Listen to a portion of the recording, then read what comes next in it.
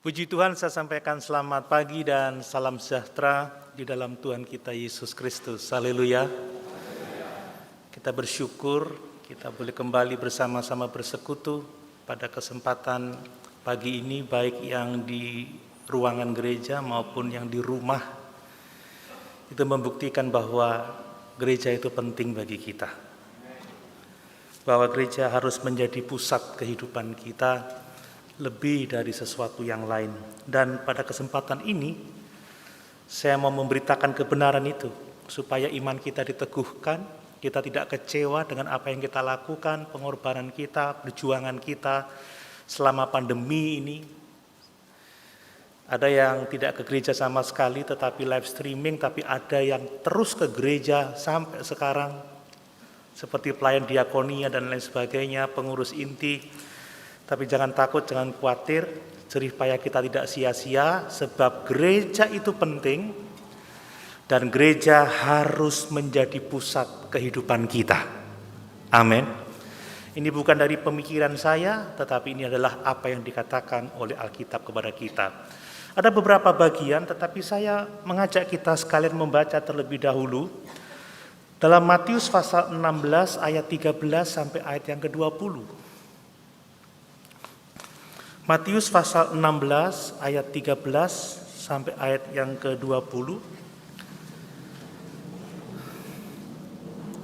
Ayat ini berbicara mengenai gereja. Baik, demikian firman Tuhan untuk kita sekalian. Setelah Yesus tiba di daerah Kaisaria Filipi, ia bertanya kepada murid-muridnya, "Kata orang, siapakah anak manusia itu?" Jawab mereka, ada yang mengatakan Yohanes Pembaptis, ada juga yang mengatakan Elia, dan ada pula yang mengatakan Yeremia atau salah seorang dari para nabi. Lalu Yesus bertanya kepada mereka, tetapi apa katamu, siapakah aku ini? Maka jawab Simon Petrus, engkau adalah Mesias, anak Allah yang hidup. Kata Yesus kepadanya, berbahagialah engkau Simon bin Yunus, sebab bukan manusia yang menyatakan itu kepadamu, melainkan Bapa-Ku yang di sorga. Dan aku pun berkata kepadamu, engkau adalah Petrus, dan di atas batu karang ini aku akan mendirikan jemaatku, dan alam maut tidak akan menguasainya.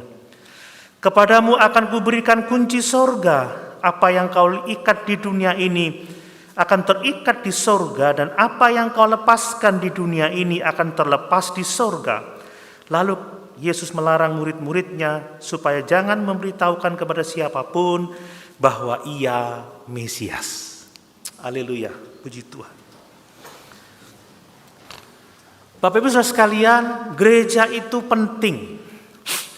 Persekutuan orang-orang percaya itu penting, jemaat itu penting. Dan gereja itu harus menjadi pusat kehidupan kita. Bukan sebagian yang memenuhi kehidupan kita atau sebagian kebutuhan hidup kita. Tetapi gereja menjadi seluruh pusat kehidupan kita, dan semua hal-hal yang lain itu kita bangun berdasarkan persekutuan kita dengan gereja Tuhan. Dengan kata lain, saya mau mengatakan bahwa semua kita membutuhkan gereja. Kita membutuhkan jemaat, kita membutuhkan orang-orang percaya yang lain. Karena memang gereja adalah pusat dari karya Allah untuk menyelamatkan umat manusia. Gereja ini pusatnya, gereja ini sentralnya, saudara. Allah bekerja menjangkau jiwa-jiwa melalui siapa? Melalui orang-orang percaya. Melalui anak-anak Tuhan, melalui gerejanya, melalui jemaatnya. Dan di dalam jemaat kita dimungkinkan untuk mengalami pertumbuhan bersama-sama. Sudah saya khotbahkan beberapa waktu yang lalu bahwa kekudusan itu membutuhkan persekutuan kasih sesama orang percaya. Bersama-sama kita melayani Tuhan, bersama-sama kita menyembah Tuhan, bersama-sama kita melayani Tuhan, dan bersama-sama kita dibangun, bertumbuh dewasa ke arah Kristus. Tidak ada yang namanya seorang Kristen solo, saudara. Karena orang-orang percaya dibaptis dibaptiskan ke dalam tubuh Kristus untuk membangun satu persekutuan. Inilah fungsinya gereja. Fungsi gereja itu worship, penyembahan. Fungsi gereja itu fellowship, persekutuan. Fungsi gereja itu adalah teaching atau pengajaran. Dan fungsi gereja adalah ministry atau pelayanan. Makanya tanpa gereja, tanpa orang-orang percaya lain, kita tidak akan dapat dibangun ke arah Kristus. Sebab di dalam gereja, Allah memberikan pemimpin-pemimpin untuk memperlengkapi orang-orang kudus bagi pekerjaan pembangunan tubuh Kristus. Bapak Ibu bisa membaca dalam Efesus pasal yang keempat ayat 11 mulai. Dan melalui persekutuan dan pengajaran rasul-rasul itu kita dibangun menjadi dewasa rohani, tidak mudah diombang-ambingkan oleh berbagai macam angin pengajaran. Dan di dalam kedewasaan kita menghadapi pergumulan hidup di bumi ini bersama-sama. Amin. Amin. Kita berkata, bertolong-tolonganlah menanggung bebanmu. Hendaklah yang kuat mengangkat yang lemah, semua harus saling melengkapkan. Dan itu hanya terjadi kalau kita tinggal di dalam persekutuan tubuh Kristus. Di luar itu kita tidak bisa berbuat apa-apa. Nah saudara, pada masa pandemi COVID-19 ini yang belum berakhir ini, ya kita bersyukur sudah ada berita tentang vaksin. Juga ada vaksin Nusantara, kita perlu doakan yang sifatnya intraselular dan penyuntikannya tidak perlu sampai ke otot, tapi cukup di bawah kulit, di jaringan lemak saja, dan itu katanya efektivitasnya seumur hidup. Wah, luar biasa. Tapi sampai sejauh ini saudara, kita masih belum melihat hasilnya, tapi nanti ke depan pasti akan ada hasilnya, mungkin 1 tahun, 1,5 tahun ke depan. Tapi pada masa-masa menunggu itu 70% minimal penduduk negeri kita ini divaksin supaya ada herd immunity, maka kita masih akan harus mengalami berbagai macam kesukaran akibat pembatasan-pembatasan yang dilakukan untuk mencegah penyebaran COVID-19 itu.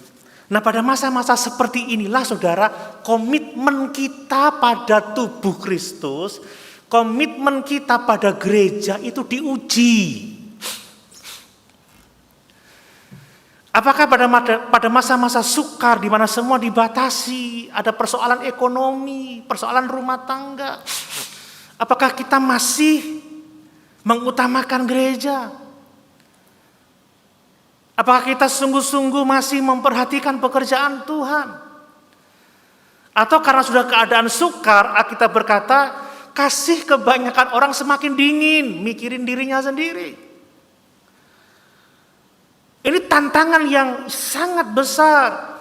Bagi apa? Bagi komitmen kita kepada jemaatnya. Komitmen kita kepada tubuh Kristus. Komitmen kita kepada persekutuan orang-orang percaya. Saudara, ini masa-masa tantangan, masa-masa penampian. Ada banyak peneliti yang sudah mulai berusaha meneliti gereja pasca pandemi. Akan terjadi eksodus, mungkin masa di mana iman kita, di mana komitmen kita kepada gereja itu diuji. Jangan sampai karena penderitaan ini gereja tidak lagi menjadi penting bagi kita. Amin. Jangan sampai karena kesukaran-kesukaran ini kita menggeser gereja dari pusat hanya ke sebagian kecil dari apa yang menjadi kebutuhan hidup kita. Orang-orang yang merasa kecewa karena pembatasan-pembatasan itu, mereka berpikir, aku sudah tidak penting lagi gereja. Kalau aku butuh aja aku datang, kalau enggak ya enggak usah. Yang penting sekarang fokus pada diri sendiri. Ini yang disebut dengan ujian yang kita hadapi hari-hari ini. Saya memperhatikan kita harus waspada. Amin saudara. Tetapi sungguh saya bersyukur, kita patut bersyukur bahwa gereja kita di masa pandemi ini telah berusaha semaksimal mungkin untuk menjaga persekutuan jemaat. Amin. Ini menunjukkan komitmen kita saudara. Ya, sejak awal mungkin hanya kita yang melakukan kebaktian dengan protokol. kesehatan. Mulai dari yang paling sederhana sampai yang paling rumit sekarang ini. Sampai pengumumannya aja ngalang-ngalai khotbah, ada yang ngomong seperti itu. Tapi ini luar biasa. Kita bisa menyelenggarakan ibadah online, ini bukti komitmen kita harus bersyukur. Ya sekalipun kita melakukan seringkali dengan banyak ketidaknyamanan, pada awal-awalnya pasti tidak nyaman lah. Sudah rapi-rapi, tiba-tiba kesemprot lagi dengan disinfektan, suruh cuci tangan lagi, ditem lagi, aku tidak apa-apa, aku sehat. Waduh. Baru masuk gereja dikasih hand sanitizer lagi. Kadang dulu pertama-pertama sampai yang melayani di depan riku gitu loh, ada yang marah kalau tidak mau diarahkan. Belum lagi ada apa? Belum lagi ada perbedaan pendapat. Yang satu gereja harus begini, yang satu harus begini. Yang satu enggak usah pakai AC, yang satu pakai AC, yang satu buka pintu, yang satu ini, yang satu itu. Tidak jarang ada timbul perselisihan antar orang dalam kelompok-kelompok pelayanan. Tapi bersyukur saudara, kita bisa melalui itu dengan baik. Dan sampai hari ini kita bisa menjaganya dengan baik. Itu semua karena pertolongan Tuhan. Tuhan menolong kita yang komitmen pada tubuhnya, menolong kita yang komitmen untuk jemaatnya. Kita telah bersama-sama mengatasi pergumulan, kita bersama-sama mengatasi krisis. Saya bersyukur, saya mengingat beberapa waktu yang lalu kita ada kesulitan pembiayaan untuk gereja. Maka pengurus sepakat rapat, baik tatap muka dengan terbatas dan online. Akhirnya ada solusi sehingga gereja kita bisa berjalan dengan baik. Waduh, saya bersyukur dengan itu. Kita menyediakan fasilitas yang sangat hebat. Dulu nggak membayangkan punya kamera video yang sebagus itu, punya jaringan internet di gereja ini, punya alat-alat yang mahal untuk dibeli. Ya siapa sangka ada begitu banyak wastafel di situ, kan begitu ya. Ada banyak kelengkapan-kelengkapan, ini luar biasa saudara. Ini luar biasa. Pelayanan bisa berjalan, pembaptisan air masih bisa dilakukan. Pelayanan kedukaan masih bisa berjalan, pernikahan bisa berjalan. Sekalipun memang ada banyak pembatasan, tapi kita bersyukur, ini menunjukkan bahwa komitmen kita luar biasa pada Tuhan yang mengasihi kita. Nah, namun demikian saudara, saya mau mengingatkan bahwa kita harus selalu sadar ya. Kita harus selalu waspada, kita harus selalu berjaga-jaga karena penderitaan akibat pandemi ini digunakan oleh setan untuk menghancurkan komitmen kita kepada gerejanya. Kita bisa lolos sampai sekarang, tapi setan tetap terus berusaha untuk menghancurkan komitmen kita pada Tuhan. Ini yang harus kita selalu sadar dan berjaga-jaga. Amin saudara. Bayangkan saja ketatnya protokol kesehatan, ya ketidaknyamanan, perbedaan pendapat, perselisihan telah menjadi alat kuasa gelap untuk menanamkan akar pahit. Bos lah ini gak nang gereja-gerejaan aku ora melok-melok, aku mundur ae, kan begitu. Ini harus hati-hati. Gak seneng aku, wong aku gak popo kok. Kayak kemarin saudara agak tersendat acara pernikahan karena fotografernya 38 derajat, jadi ditahan dulu. Mungkin kamu kepanasan, capek, tunggu dulu sampai molor-molor. Kalau enggak kan berbahaya saudara. Kadang orang jadi pahit hatinya, nggak seneng wes aku di omah ae. Nanti di omah juga, pelep streaming ndak enak, sedang duduk anaknya riwa-riwi, kebaktian sambil ngemil, begitu saudara ya. Nanti lapar ke dapur dulu dengan firman kan ini. Haleluya. Ya, kadang itu menjadi persoalan saudara. Kadang juga penderitaan karena ekonomi, ketidakmampuan memiliki gadget, orang sudah mulai malas. Akhirnya mengasihi diri sendiri, nggak peduli yang lain. Waspada, waspada saudara, waspada. Gereja bukan pelengkap hidup kita, tapi dia pusat hidup kita. Mari kita berjuang mempertahankan apa yang sudah kita bangun selama ini. Saya tadi ngecek sebelum naik ke mimbar 106 lebih orang mengikuti di live streaming. Ini juga komitmen yang luar biasa. Menyiapkan perangkat, menyiapkan jaringan, mendisiplin diri. Anggap aja 100 orang, kalau pesertanya 2, sudah 200 orang ada di luar sana. Karena ada yang 3, ada yang 5, tapi juga ada yang 1. Misalkan begitu. Kita harus mempertahankan itu. Jangan sampai setan mendapat kesempatan dari keadaan yang kita hadapi hari-hari ini. Amin. Jangan beri kesempatan kepada iblis. Mari fokus pada apa rencana Tuhan dalam kehidupan kita. Nah, mari kita lihat saudara. Ada beberapa alasan kenapa gereja itu sangat penting dan kita harus memperjuangkan komitmen kita. Yang pertama adalah karena memang Kristus yang mendirikan jemaatnya. Bapak Ibu bisa lihat di slide, itu 3 alasan yang akan kita bahas, mungkin tidak selesai sekarang. Dan itu yang akan kita pelajari dari Matius pasal 16, ayat 13 sampai 19. Yang kedua, karena Kristus itu mengasihi gereja dan rela mati untuk gereja itu. Kita bisa melihat di dalam Efesus pasal yang kelima, ayat 25 sampai 27. Dan kenapa gereja itu penting menjadi pusat kehidupan kita? Karena yang ketiga, karena Kristus menyatakan dirinya, Kristus menyatakan kemuliaannya melalui jemaat kepada dunia yang terhilang ini. Jadi kenapa saya harus komitmen pada gereja? Karena Kristus yang mendirikan gereja itu. Ini bukan institusi manusia, ini adalah institusi ilahi yang diciptakan oleh Yesus Kristus. Kenapa gereja menjadi pusat kehidupanku? Karena Yesus mengasihi jemaatnya dan dia telah mati bagi jemaatnya. Kenapa gereja harus menjadi penting dan pusat kehidupan kita? Karena melalui kita, melalui gereja, Allah menyatakan dirinya, Allah menyatakan kemuliaannya kepada dunia yang terhilang. Bukan melalui yang lain, tapi melalui kita, orang-orang percaya. Amin. Kiranya ini memotivasi kita, menguatkan iman kita. Bukan karena engkau lek gak nang gereja lek ono apa-apa gak dilayani, bukan itu. Lek nang gereja nanti tidak dapat perhatian, bukan itu. Tapi karena Yesus yang menciptakan gereja. Amin. Karena Yesus mengasihi gereja dan karena gereja adalah alat di tangan Tuhan untuk menyatakan dirinya dan menyatakan kemuliaannya. Nah, mari kita lihat satu persatu dan mungkin kesempatan ini bagian yang pertama karena pendahuluannya panjang.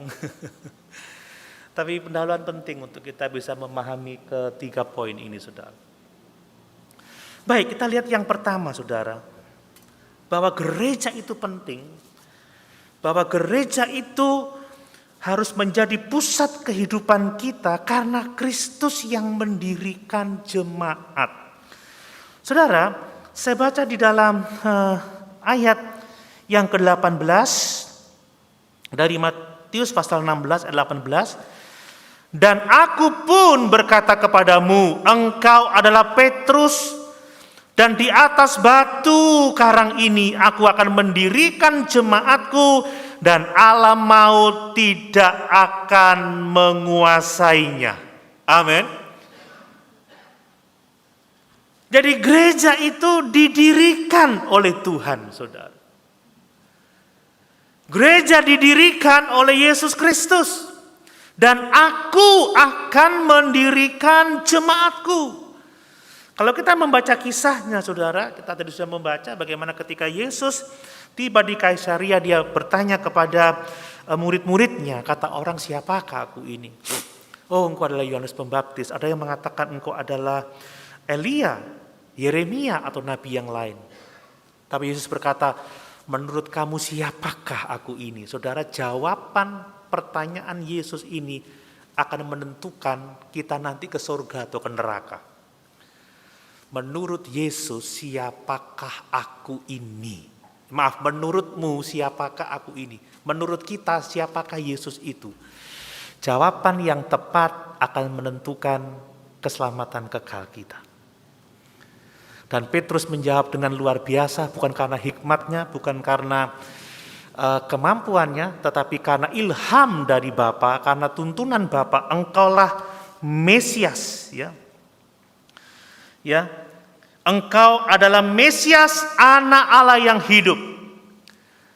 Dari situ dia berkata, atas dasar ini aku akan membangun jemaatku, alam maut tidak akan menguasainya, dan kepadamu akan kuberikan kunci kerajaan maut. Pertanyaannya saudara, akankah kita meremehkan gereja yang didirikan oleh Tuhan? Apakah kita akan meremehkan, berani mengabaikan gereja yang didirikan oleh Yesus Kristus yang mengasihi kita? Kadang kita menghormati institusi-institusi dunia ini dengan sangat ketat, saudara. Sekolah nggak mau telat, nggak mau bolos, rajin. Kerja nggak mau telat, nggak mau bolos, kerja keras. Tapi untuk gereja, apakah kita mau melakukan lebih dari itu? Kalau kita menghadap ke instansi yang kita anggap terhormat, kita berpakaian rapi, kita wangi, kita bersih. Tapi bagaimana dengan bergereja? Yang adalah institusi yang diciptakan oleh Yesus. Adalah entitas yang didirikan oleh Yesus. Justru seharusnya kita harus menghargai gereja, institusi yang diciptakan oleh Allah, lebih tinggi daripada institusi-institusi yang ada dalam dunia ini. Amin. Saya tidak bermaksud mengatakan jangan hormati institusi yang lain. Tidak. Alkitab berkata hormatilah pemerintah, hormatilah pemimpin, tapi jangan kita mengabaikan gereja Tuhan. Karena ini adalah institusi yang diciptakan oleh Yesus Kristus, yang didirikan oleh Yesus Kristus. Maka kita harus menghormati, menghargai lebih daripada institusi-institusi lain yang ada di dunia ini. Amin. Nah saudara, fakta bahwa gereja didirikan oleh Tuhan ini mengemukakan beberapa kebenaran tentang pentingnya gereja. Bisa ditayangkan di slide. Ya. Yang kedua, di bagian yang pertama ini. Ada beberapa poin penting ya. Jadi next. Ya, jadi Kristus itu mendirikan jemaatnya. Ini menunjukkan beberapa indikator kepada kita kenapa gereja itu penting. Yang pertama, karena gereja itu adalah milik Kristus. Gereja bukan milik kita. Karena gereja dibangun di atas dasar pemahaman yang benar tentang pribadi Yesus Kristus. Ini yang membuat penting gereja yang didirikan oleh Tuhan. Kemudian karena gereja memiliki otoritas untuk memberitakan satu-satunya jalan keselamatan. Yang olehnya kita beroleh kehidupan yang kekal, dan yang menolaknya akan binasa selama-lamanya. Dan yang keempat, karena gereja itu bersifat kekal, saudara. Gereja bersifat kekal dan Kristus akan datang kembali untuk gerejanya setelah segala yang ada ini mengalami penghakiman Tuhan. Siapa yang mau meremehkan gereja? Bangunan yang didirikan oleh Allah. Maksud saya bangunan rohani ya. Persekutuan orang-orang percaya. Mari kita lihat satu persatu bagian itu, saudara. Jadi gereja yang didirikan oleh Yesus itu menjadi penting karena gereja itu adalah milik Kristus. Dia berkata, aku akan mendirikan jemaatku. Jadi tidak ada seorang pun di antara kita, siapapun itu, yang boleh mengatakan, ini gerejaku, ini gerejamu, ini gereja dia, ini gereja mereka, ini gereja kami. Tidak boleh ada yang mengatakan itu. Gereja ini milik Tuhan. Kalau orang menganggap ini gerejaku, kita bisa kehilangan penghargaan terhadap gereja itu. Atau gereja orang lain. Tapi karena kita menyadari bahwa gereja adalah ini milik Tuhan, maka kita tidak akan berani macam-macam terhadap semua yang menjadi milik Tuhan. Karena gereja adalah biji mata Tuhan. Amin, saudara. Saudara dan saya adalah biji mata Tuhan.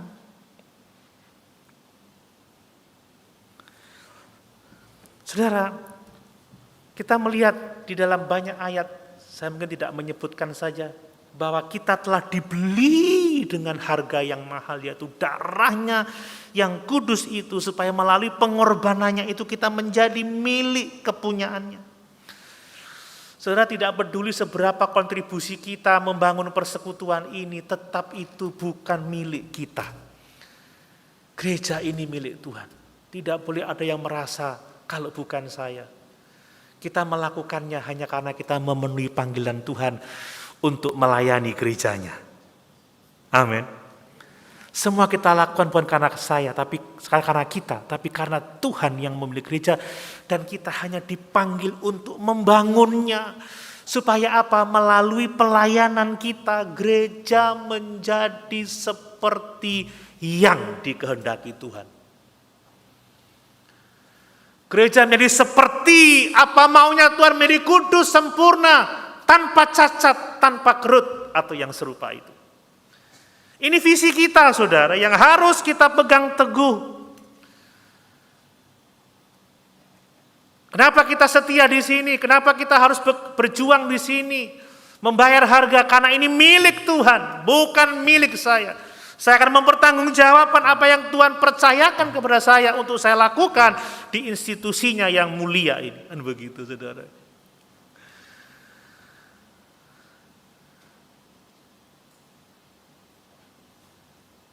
Baru kita akan bisa mengikuti perintah Yesus. Cari dulu kerajaan Allah dan kebenarannya. Maka semua akan ditambahkan kepada kita. Amin. Utamakan dulu Kristus, utamakan dulu kerajaannya, utamakan dulu gerejanya. Itu pusat, itu sentral. Dan bersyukur kita sudah belajar melakukan itu dan kita harus mempertahankannya. Sebab tadi, saudara, setan akan menggunakan banyak celah, mencari kesempatan untuk menghancurkan komitmen kita kepada gerejanya. Yang berikutnya, saudara, bahwa gereja itu penting karena dibangun di atas dasar pemahaman yang benar tentang pribadi Yesus Kristus. Makanya dia bertanya kepada murid-muridnya, menurut kamu siapakah aku ini? Jawaban yang benar itu menentukan masa depan kita di kekekalan. Dan sungguh luar biasa Petrus. Yesus mengatakan, berbagailah engkau Petrus, sebab bukan engkau yang mengatakannya, tetapi Bapakku yang menyatakan kepadamu, bahwa engkaulah Mesias, anak Allah yang hidup. Mesias adalah pribadi yang diurapi oleh Tuhan. Mesias pribadi yang ditetapkan oleh Tuhan untuk menyelamatkan dosa seluruh isi dunia. Ada banyak nubuatan tentang Mesias, tentang kelahirannya, tentang pelayanannya, tentang penderitaannya, dan semua itu telah digenapi di dalam pribadi Tuhan dan Juru Selamat kita Yesus Kristus, sebab memang Dia adalah Mesias. Amin. Ini luar biasa. Nah, kalau gereja dibangun atas dasar iman yang benar, dibangun atas dasar pengakuan Yesus itu Mesias, Yesus itu Juru Selamat, Yesus yang diurapi untuk menyelamatkan kita, masa kita berani mengabaikan institusi ini? Bukan dibangun atas dasar tujuan ecek-ecek, saudara, tapi karena Yesus adalah Mesias, kita nggak akan kehilangan satu apapun juga. Apa yang kita tabur pasti akan kita tuai. Saya bersyukur sekalipun masa sukar diakonia masih jalan, saudara ya. Mungkin tidak sebesar dulu, tapi masih ada ya. Itu maklum sesuai dengan kemampuan. Ada 10 ya bisa kasih 10, ada 5 ya kasih 5. Kadang kondisi kan berubah-ubah, tapi hati kita tidak pernah berubah untuk Tuhan. Semangat kita tidak pernah berubah untuk Tuhan. Kekuatan boleh berubah, tapi kasih tidak pernah berubah.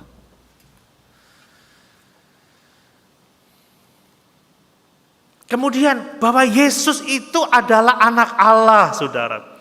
Engkaulah anak Allah yang hidup.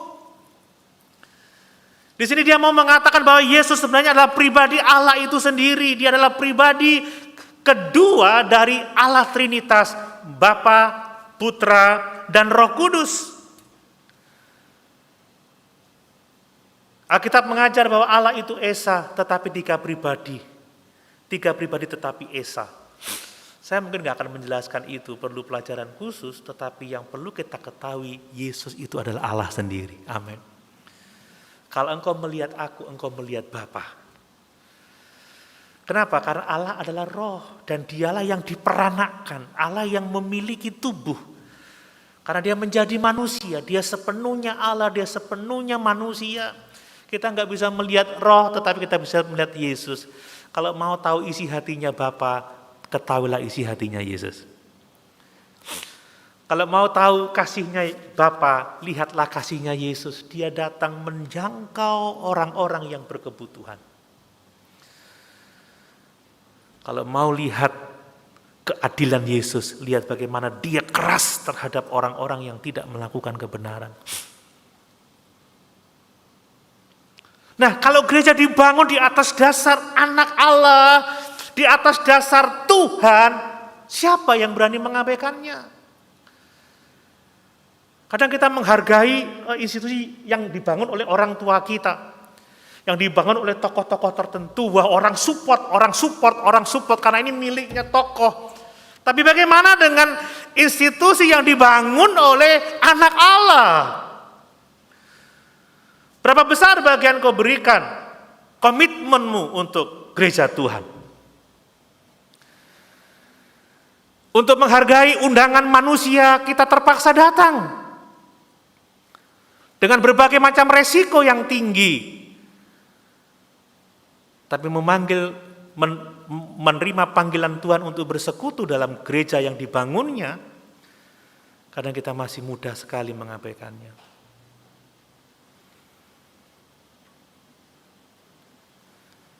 Ya. Kita tidak bisa kontrol ada berapa jemaat yang tidak ibadah live streaming sekarang, atau mungkin dia sudah streaming ke tempat-tempat lain. Tidak komitmen lagi pada gereja lokal. Saya punya teman tinggal di Surabaya, kebaktiannya di tempat lain, di Semarang. Kadang gereja kon, enggak aku di omahai, lu gerejamu di Semarang, Surabaya. Tapi ada juga orang Sulawesi kebaktiannya ke sini live streaming. Padahal aku ikut kebaktian kamu. Oh. Tapi mereka tidak bisa meninggalkan persekutuan yang real. Amin. Ini hanya sementara, saudara, live streaming ini. Nanti akan tetap ada, tapi tidak dapat menggantikan persekutuan yang sesungguhnya. Masa kalau saya gatel mau ke TV saya, tolongin garuk TV. Saya butuh Ger, tolong Ger. Haleluya, saudara. Aduh om, aku kehujanan, pinjam payung. Ambil di Semarang sana.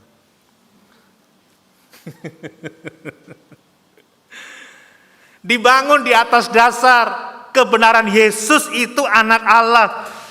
Yang harus kita sembah. Ingat ketika Yesus berjalan di atas air dan meredakan angin ribut dan gelombang. Lalu sujudlah mereka menyembah Yesus. Dan Yesus tidak menolak disembah. Karena memang dia adalah Allah. Dan demikianlah kita menyembah dia dengan komitmen kepada tubuhnya. Amin. Ini yang perlu kita ketahui. Ya, kemudian dia adalah batu karang, saudara. Berarti kan bahwa di atas batu karang ini aku akan mendirikan jemaatku. Ada banyak orang yang menafsir batu karang ini adalah Petrus. Tetapi sebenarnya yang dimaksud oleh batu karang ini adalah Yesus. Karena pada akhirnya Petrus tidak pernah menyebut dirinya sebagai batu karang. Yesus yang menyebut dirinya sebagai batu. Saudara, di dalam Matius pasal 7 ayat yang ke-25, dia adalah batu karang itu. Ya, orang membangun di atas dasar batu karang itu adalah Yesus. Coba lihat Matius pasal 7 ayat 25. Matius pasal 7 ayat 25.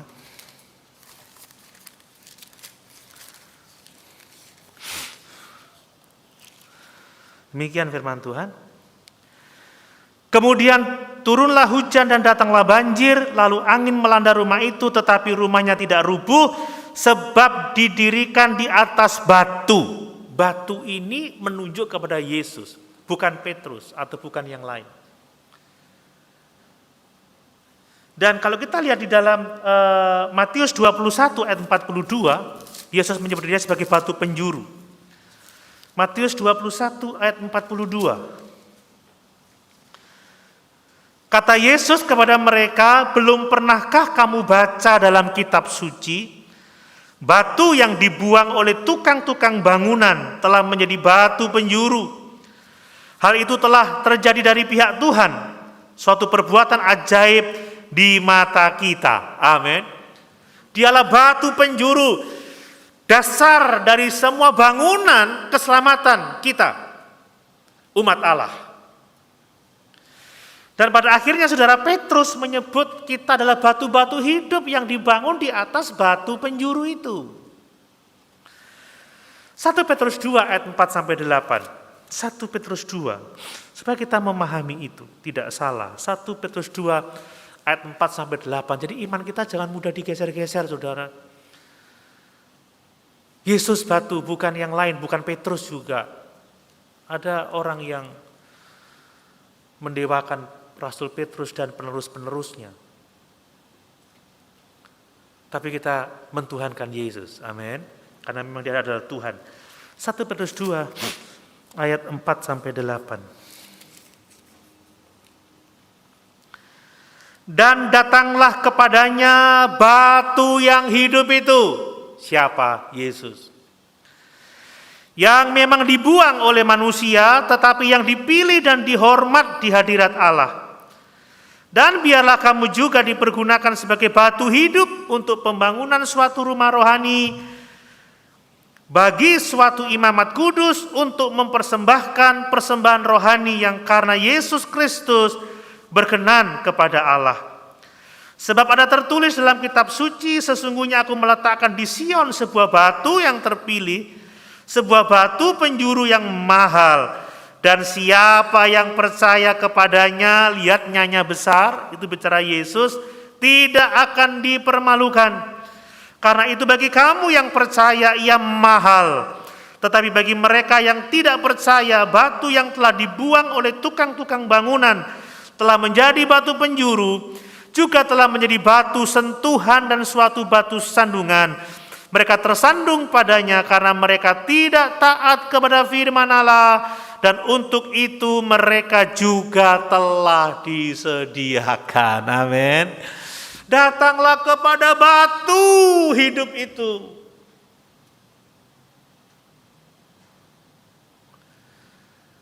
Nah, kalau Yesus batu karang, fondasi bagi kekristenan kita, akankah kita mengabaikan gereja? Kita ini kumpul bukan karena atas dasar siapa-siapa yang lain. Kita kumpul karena Yesus itu Mesias, karena Yesus itu anak Allah, karena Yesus batu hidup. Yang kepadanya kita harus datang untuk membangun hidup kita. Dibangun menjadi satu kemah rohani untuk kemuliaan Tuhan kita. Saudara, motifnya harus ini. Tidak ada alasan lain. Amin. Yang ketiga, yang bagian C tadi. Bahwa gereja itu penting karena apa? Karena hanya gereja yang memiliki kuasa untuk memberitakan Injil. Memiliki kuasa untuk memberitakan keselamatan Allah kepada dunia yang berdosa ini. Kepada dunia yang terhilang. Kepada dunia yang dihakimi oleh Tuhan. Menarik sekali ketika kepada Petrus Yesus berkata demikian, ya. Kepadamu akan kuberikan kunci kerajaan surga. Apa yang kau ikat di dunia ini akan terikat di surga, dan apa yang kau lepaskan di dunia ini akan terlepas di surga. Menarik sekali, Petrus diberikan kunci kerajaan surga. Kuncinya kayak apa ya? Kalau itu jasmani pasti gede banget. Dan dia diberi kuasa untuk mengikat dan kuasa untuk melepaskan. Perhatikan ini sesuatu yang sangat penting, sesuatu yang sangat-sangat berharga. Yang Yesus maksudkan dengan kunci, memberikan Petrus kunci kerajaan surga, itu bicara soal apa? Petrus mewakili rasul-rasul yang lain pada waktu itu, diberikan otoritas untuk memberitakan Injil keselamatan, memberitakan Injil pengampunan dosa.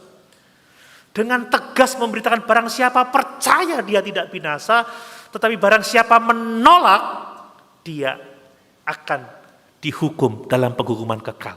Ini otoritas, saudara. Hanya kita yang punya otoritas ini. Amin. Apakah kita mau meninggalkan gereja yang punya otoritas? Otoritas untuk memberitakan keselamatan dan penghukuman bagi yang tidak percaya. Otoritas untuk menyampaikan Injil Yesus Kristus. Dan kita membaca dalam kitab Kisah Para Rasul, pada pasal 2, Petrus dengan berani memberitakan Injil ini. Kepada orang-orang non-Yahudi, Petrus memberitakan Injil ini. Kisah Rasul 2, Kisah Rasul 8, kita membaca penginjilan Petrus yang luar biasa.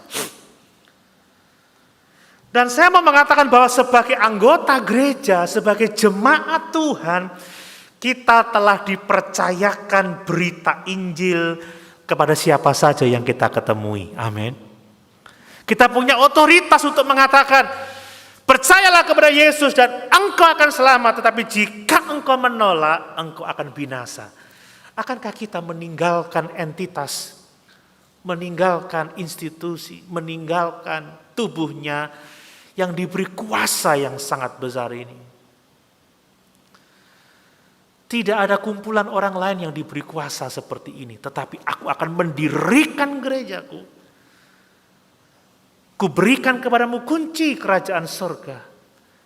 Engkau punya kuasa untuk mengikat dan melepaskan. Kalau kita ngomong, kamu percaya, kamu selamat, itu otoritas yang Tuhan berikan berdasarkan Injilnya. Amin. Engkau menolak dan engkau akan binasa. Kita punya otoritas yang luar biasa. Berani mengabaikan gereja?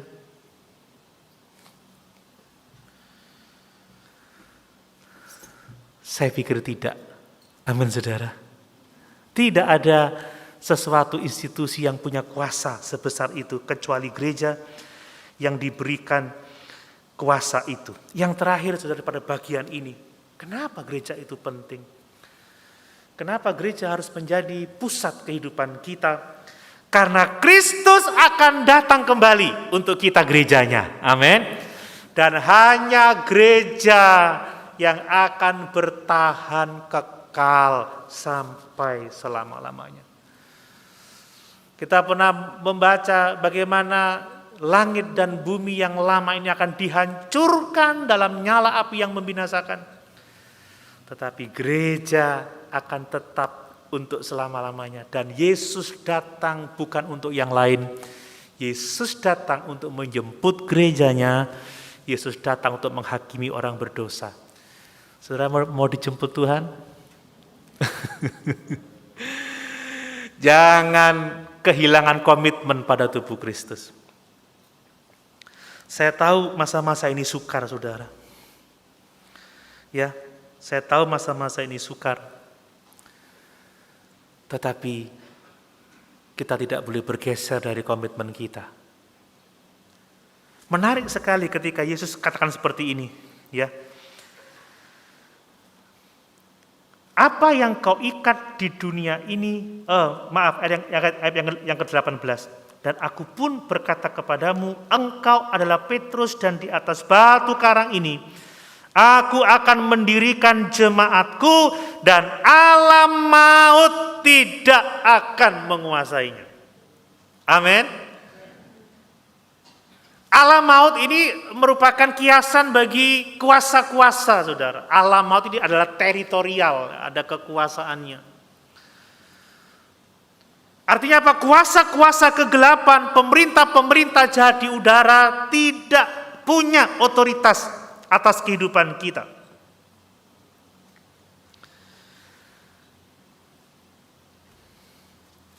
Tidak ada yang dapat menghentikan kemenangan kita orang-orang percaya sebagai tubuhnya. Amin. Makanya sekalipun kita ini seringkali gagal, saudara, kita banyak kelemahan, tapi satu waktu kita akan memerintah bersama-sama dengan Yesus dalam kerajaannya. Semua akan berlalu, tetapi kita tinggal tetap untuk selama-lamanya. Itu sebabnya, saudara, jangan meninggalkan gereja. Ada begitu banyak upaya untuk menghancurkan gereja, penganiayaan, persekusi. Dari semua orang-orang yang membenci Tuhan, kita ini ditekan mulai sejak awal gereja lahir sampai hari ini kita melihat persekusi di mana-mana. Tapi Yesus berkata apa? Injil akan diberitakan kepada segala makhluk. Amin. Dan kerajaannya, gerejanya akan tinggal tetap untuk selama-lamanya. Jadi kita bersyukur karena kita sudah belajar komitmen sampai hari ini. Dan kita waspada, jangan sampai setan mencari kesempatan di tengah-tengah penderitaan kita. Amin. Sabar dalam ketidaknyamanan ini. Sabar menghadapi perbedaan. Sabar. Percaya kepada otoritas yang mengatur, saudara. Ikut saja. Sabar, yang ngatur juga puyeng, saudara.